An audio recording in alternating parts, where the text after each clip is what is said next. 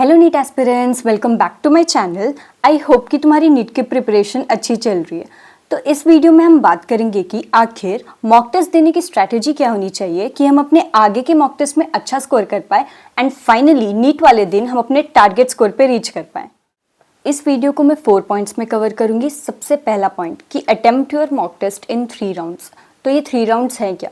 सबसे पहले राउंड में तुम बायोलॉजी के वो क्वेश्चंस करोगे जो तुम्हें देखते ही आंसर पता चल जा रहा है, और फिजिक्स और केमिस्ट्री के वो क्वेश्चंस जो थोड़ा एफर्ट्स डालने पे you are able to solve that question.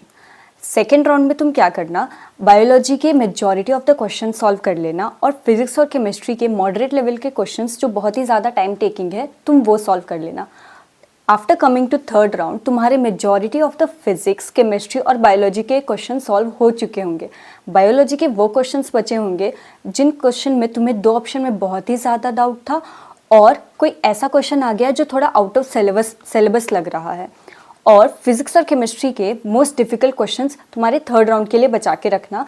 जब तुम्हारा majority of the paper complete हो जाएगा तो तुम्हारा सारा दिमाग बस फिजिक्स और केमिस्ट्री के वो मोस्ट डिफिकल्ट क्वेश्चन सॉल्व करने में लगना चाहिए ना। ये तीनों राउंड्स तुम लगाने के बाद एक बात का ध्यान रखना कि after each round you have to fill your OMR sheet to secure your marks. ऐसा नहीं होना चाहिए कि तुम पेपर के बस राउंड्स लगाते जा रहे हो, सारे आंसर्स पेपर में ही टिक कर रहे हो और तुम्हारा OMR फिल्ड ही नहीं है। ये गलती मत करना। Now coming to the second point of the video, तुम सोच रहे होगे कि दीदी मॉक टेस्ट सॉल्व करने वक्त हमें उन चैप्टर से क्वेश्चंस मिल जाते हैं जो चैप्टर हमने अभी तक किया ही नहीं है, तो अब उन क्वेश्चंस का हम क्या करें? सिंपल सी बात है, वो क्वेश्चन मॉक टेस्ट देने वक्त तुम छोड़ के आ जाओ। जब तुम पेपर एनालिसिस करने बैठोगे तो तुम उन क्वेश्चंस के साइड में उन चैप्टर का नाम लिख देना, और बैकलॉग कंप्लीट करने के प्रोसेस में जब तुम वो चैप्टर कंप्लीट कर चुके होगे उस मॉक पेपर का वो क्वेश्चन तुम सॉल्व करके देखो। अगर तुम सॉल्व कर पा रहे हो then you are ready to solve that chapter's question in the upcoming mock test and your NEET examination also. Now coming to the third point, मैं क्या करती थी मॉक टेस्ट अटेम्प्ट करने वक्त, मैं उन क्वेश्चंस के साइड में एक छोटा सा लाइन डाल देती थी जिन क्वेश्चंस में मुझे थोड़ा सा डाउट होता था।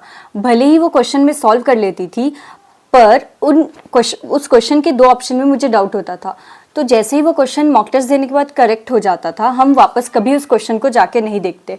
पर यही अनक्लियर क्वेश्चन जब नीट एग्जाम के दिन अंडर प्रेशर आता है तो बहुत ज़्यादा चांसेस हो जाता है कि हम इस क्वेश्चन को गलत कर लें।